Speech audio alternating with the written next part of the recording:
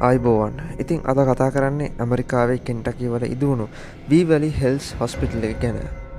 මේක ලෝකයේ තියෙන භයංකාරම ස්ථාන වලින් එකක් කියලා කියනවා. මේ හොස්පිටල් එක ඉදිවෙන්නේ 1910 ජූලි 26 වෙනිදා.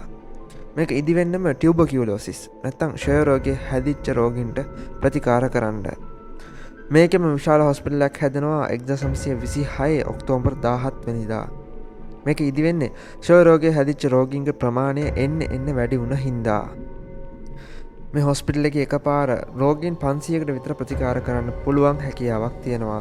මේ හොස්පිටල් එක තිබ්බෙත් නගරයෙන් ඈත පිටිසර පරිසරයක. ඒ හින්දා මේ රෝගීන්ට නිදහසේ ඉන්න පුළුවන්කම තිබුණා. තව විශේෂත්වයක් තමයි මේ හොස්පිටල් එකේම ඒගොල්ලන්ට අවශ්‍ය කෑම හොස්පිටල් එකේම වවලා හදා ගන්නවා. හොස්පිටල් එකට වෙනම ෆාම් එකක් තිබ්බා. ඒ වගේම මේ හොස්පිටල් එකට තැපැල් කන්තෝරුකුත් තිබුණා.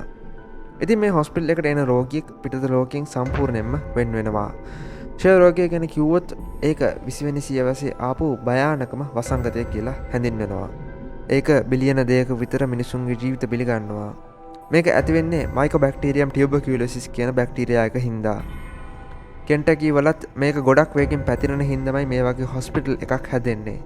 ඉතින් ක්ෂය රෝගයට ඉන්ජෙක්ෂන් එකක් හැදෙනවා. ඒක හැදුවට පස්සේ මේ හොස්පිටල් එක 1961 වැහෙනවා. ඉතින් මේ හොස්පිටල් එකේ මරණ ගාන හරියටම කාටවත් කියන්න දන්නේ නැහැ. මේකේ දැන් සම අයිතිය දරන ටීනා මැටින්නි කියන එක්කෙනා කියන්නේ මේ හොස්පිටල් එකේ 10000කට ආසන්න ප්‍රමාණයක් මැරිලා ඇති කියලායි. මරණය කියන එක මේ හොස්පිටල් එකේ කොච්චර සාමාන්‍ය දෙයක්ද කියලා කිව්වොත් මරමිනී විතරක් ගබඩා කරන්න වෙනම තැනක් හදලා තිබුණා. ඒකට the body shoot කියලා තමයි කිව්වේ. මේක හොස්පිටල් එකෙන් අඩි 500ක් දුරින් තියෙන ටනල් එකක් හරහා ගියාම හම්බ වෙනවා. ඉතින් මේ හොස්පිටල් එකේ මරුණු අයගේ අවතාර මේ හොස්පිටල් එකේ හොල්මන් කරනවා. ඒ හින්දා තමයි මේක ලෝකේ භයංකාරම තැන් වලින් එකක් වෙන්නේ.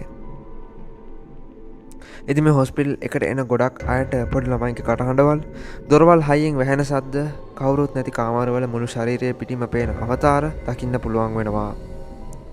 මේ හොස්පිටල් එකේ අවතාර වැඩිපුර ඉන්න තැන් කීපයක් ගැන දැන් මම කතා කරනවා. පළවෙනි තට්ටුවේ තියෙන මෝචරිය මේ තැන් වලින් එකක්. මෙතන හෙවණැල්ලක හැඩයට ඉන්න අద్භූත වස්තුන් බලා ගන්න පුළුවන් කියලා කියනවා. තුන්වෙනි තට්ටුවේ ලිෆ්ට් එක පල්ලෙහාට එක මිනිහෙකුයි එයාගේ බල්ලයි වැටිලා මැරලා තියෙනවා. මේ මිනිහයාගෙත් එයාගේ බල්ලගෙත් අවතාරය මේ හොස්පිටල් එකේ සම අයිතිය තියෙන ටීනා මොටින්ලි ඇතුළු ගොඩක් අය දැකලා තියෙනවා. තවත් මතයකට අනුව මේ මිනිහයාවත් එයාගේ බල්ලවත් කවුරු හරි ලිෆ්ට් එකෙන් පල්ලෙහාට තල්ලු කරලා තමයි මරලා තියනවා කියලා කියන්නේ. ඉතින් මේ හොස්පිටල් එකට අවතාර විතරක් බලන්න ආපු ගෝස්ට් හන්ටර් කෙනෙක්ට ડોක්ටර් කෙනෙක්ගේ ඇඳුමින් සැරසිලා හිටපු උඩුකය විතරක් පේන අවතාරයක් හතරවෙනි තට්ටුවේ ප්‍රතිකාර කරන කාමරයට ඇදිලා යනවා දකින්න පුළුවන් වෙලා තියෙනවා. මේ තට්ටුවේ තියෙන නර්ස්ලාගේ කාමරෙත් ගැහණු ළමයෙක්ගේ අවතාරයක ෆොටෝ එකක් ගහගන්න පුළුවන් වෙනවා. මේ ෆොටෝ එක නම් පොඩ්ඩක් බොඳයි. ඒත් කවුද ඉන්නේ කියලා ඔයාලට පේනවා. තුන්වෙනි තට්ටුවේ ඉන්න තවත් අවතාරයක් තමයි ටිමි කියන පොඩි ළමයා. එයාව දැක ගොඩක් කට්ටිය කියන්නේ ටිමි නිල් පාට රබර් බෝලයක් එක්ක සෙල්ලම් කරන්න ගොඩක් කැමතියි කියලායි. ඉතින් මොලේට මේ ක්ෂය රෝගය ගියාම ඒගොල්ලන්ව යවන්නේ පස්වෙනි තට්ටුවේ තියෙන කාමර අංක 502ට. මේ කාමරේ තමයි මේ හොස්පිටල් එකේ තියෙන භයංකාරම කාමරේ. එක හේතුවක් තමයි මොලේට ක්ෂය රෝගය ගියාම ඒගොල්ලන්ගේ මොලේට කරන්ට් යවලා තමයි ඒගොල්ලන්ට ප්‍රතිකාර කරන්නේ. ඉතින් මේ ක්‍රමය ඇත්තටම සුදුසු නෑ. ඒ වගේම කිසිම ඵලයකුත් නෑ. මේකෙන් ගොඩක් කට්ටිය මැරිලත් තියෙනවා.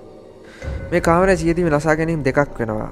1928 මේරි හෙලන්බර්ග් කියලා නර්ස් කෙනෙක් මේ කාමරේ ගාවම එල්ලිලා මැරෙනවා. තවත් කතාවකට අනුව මේ හොස්පිටල් එකේ හිටපු ડોක්ටර් කෙනෙක් අතින් මේරි ප්‍රෙග්නන්ට් වෙනවා. ඉතින් අබෝෂන් එකක් නැත්නම් ගබ්සාව විනාශ කිරීම කරන්න උත්සාහ කරද්දී මේරි මැරෙනවා කියලා තමයි කියන්නේ. 1932 තවත් නර්ස් කෙනෙක් පස්වෙනි තට්ටුවෙන් පැනලා මැරෙනවා. ඉතින් ආරක්ෂක වැඩවලට පස්වෙනි තට්ටුවේ නිදාගත්ත කීප දෙනෙක්ට ඒගොල්ලන්ගේ ටෙන්ට් එකට රෑ පුරාම කවුරු හරි ගහලා තියෙනවා. ඒ වගේම ඒගොල්ලන්ට පොඩි ළමයි කටහඬවලුත් ඇහිලා තියෙනවා. ඉතින් යාළුවනේ ඕගොල්ලන්ගේ අදහස් අපේ කමෙන්ට්ස් වලින් අනිවාර්යෙන් කියන්න. මේ වගේ වීඩියෝස් වල තවත් බලන්න පුළුවන් ඩිස්ක්‍රිප්ෂන් එකේ ලින්ක්ස් මම දාලා තියෙනවා. එවැනි වීඩියෝස් දිනපතා නැරඹීමට channel එකට අනිවාර්යෙන් subscribe කරන්න. ඕගොල්ලන්ට ජය වේවා.